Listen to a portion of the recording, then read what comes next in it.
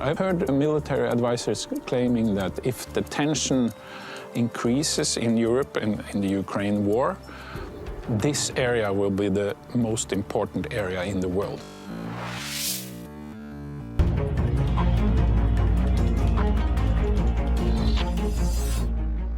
This year, NATO held its largest military exercises since the Cold War. Russia now finds itself isolated in the Arctic, surrounded by NATO member countries. For the first time in a long time in history, Norway is now actually spending 2% of our budget on defense because of Russia.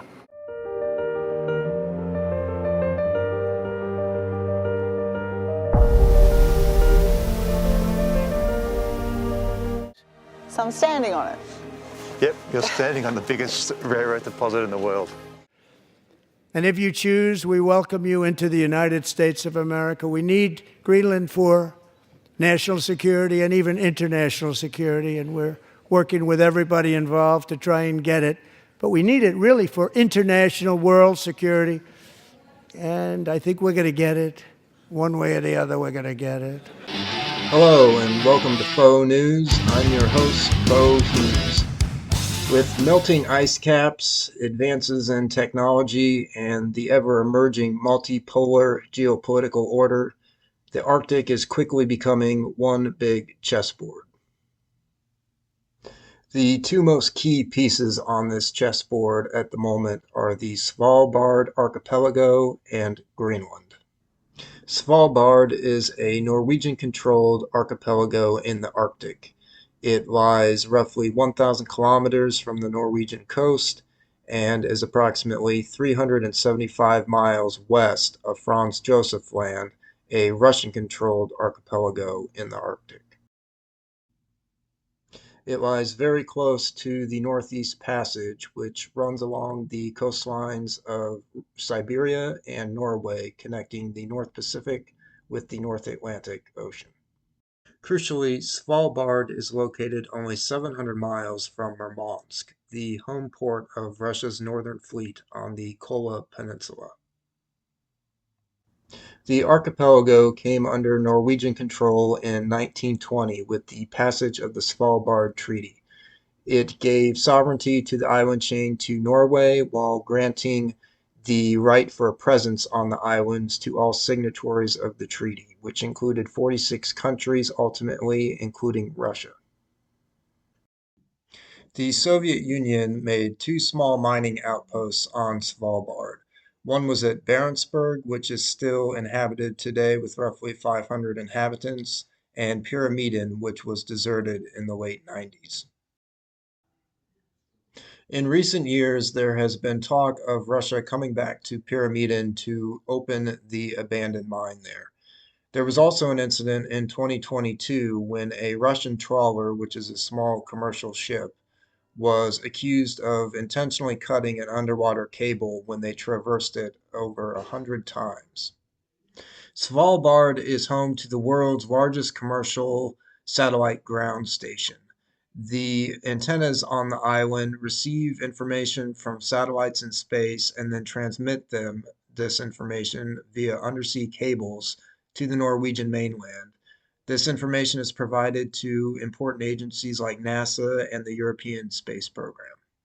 It was one of these undersea cables that the Russian trawler was accused of purposely damaging in 2022.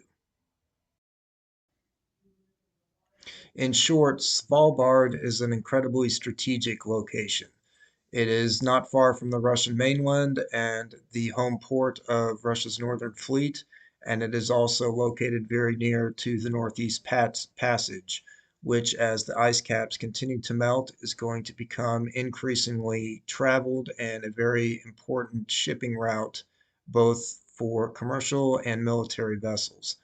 In addition, it is not far from Greenland and serves as almost a watchtower over the entire Arctic region. If there was ever an invasion of Northern Europe, it would be a prime launching pad to do so and also be incredibly important for the refueling of both ships and planes. As important as Svalbard is, however, Greenland is the crown jewel of the Arctic region. Not only is it the world's largest island, 25% bigger than the U.S. state of Alaska, it also has vast deposits of rare earth metals, which are becoming increasingly important in today's world, both for defense and technological purposes. The world needs rare earths. It's part of our life. Every single mobile phone has rare earths, electronics, aerospace, defence. So the world needs it. And I think it's important that the West has a supply of rare earths to fuel its own modern future. That is Simon Kidston speaking, the independent non-executive chairman of Energy Transition Minerals. That is an Australian company that has found a vast rare earth deposit on Greenland and is trying to begin mining it. However, Greenland passed a sort of a loophole piece of legislation several years back involving a ban on uranium extraction, which is preventing the mining efforts from moving forward. It is in the courts at this point, and it will be very interesting to see if ETM is able to mine this deposit. They believe that its overall value could be upwards of $11 billion in rare earth metals. The importance of Greenland goes far beyond rare earth metals, however. Its sheer size and position in the Arctic region makes it a prime location for military bases and infrastructure. This infrastructure includes satellite tracking installations as well as early warning missile detection systems. Because of this, the U.S. has historically had bases there since the early 1950s, and there continues to be one at Patuxent Space Base. The U.S. military presence on Greenland is not without controversy historically. In 1968, a B-52 carrying nuclear warheads crashed into sea ice off of the coast of Thule Air Base, which is present-day Patuxent. One of the warheads was never recovered. In addition, there was an installation further inland on Greenland known as Camp Century that has become the cause of environmental concerns in recent years. This base had a nuclear reactor under the ice, and it has become a concern that many of the pollutants from this abandoned site are going to be released into the environment as the ice melts. With the emergence of the rare earth metals industry and the discovery that Greenland is the planet's largest source of these metals, the strategic importance of this island has never been greater.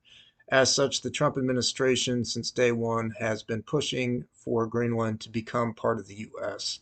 His son visited there in January, and Vice President Vance and his wife visited the island in March. Our message to Denmark is very simple. You have not done a good job by the people of Greenland. You have underinvested in the people of Greenland, and you have underinvested in the security architecture of this incredible, beautiful landmass filled with incredible people. This all comes despite numerous polls showing that up to 85% of Greenlanders do not want to join the U.S. In addition, the Danish government has continually scoffed at such proposals and has recently carried out numerous military exercises on the island in a show of force and deterrence to the Trump administration. I have a message for our American friends and all others who are listening. Much is being said these days. Many accusations and many allegations have been made. And of course, we are open to criticism. But let me be completely honest. We do not appreciate the tone in which is being delivered. We respect that the United States needs a greater military presence in Greenland, as Vice President Vance mentioned this evening. We, Denmark and Greenland, are very much open to discussing this with you, with an open mind. Today, NATO's security guarantee also covers Greenland. My personal thoughts on the Greenland issue are that the Trump administration is correct. In the 21st century, the West does not like to talk about annexing territories and certainly taking them from other powers by force that is viewed as colonial and backward and outdated.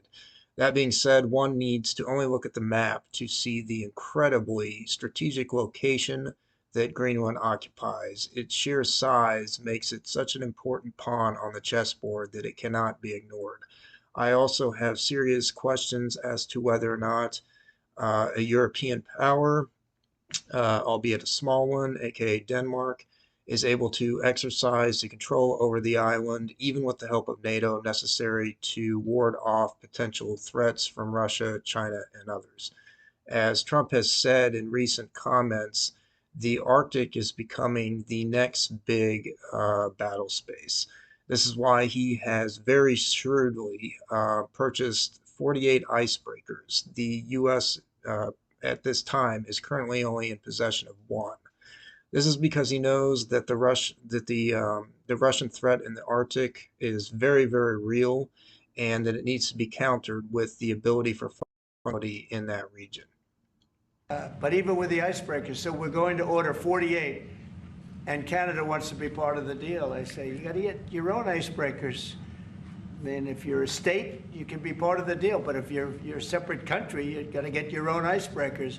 Russia, as you know, has about 40 of them, and we have one big icebreaker, but that whole area is becoming very important. As far as Svalbard is concerned, I believe that the U.S. should just take a hands-off approach to that island chain. It is far too close to the European mainland and to Russia to go meddling there. I believe that we should just trust our NATO allies, primarily Norway, to deal with that and to keep Russian intervention out of the island chain. On that note, however, Greenland's close proximity to Svalbard makes owning or having a strong presence on Greenland even more important. If Russia were to make a move on Svalbard, Greenland could serve as an incredibly strategic stronghold and launching point to counter that Russian aggression. That's all for this episode. Thank you for watching. As always, it's not fake news, it's faux news.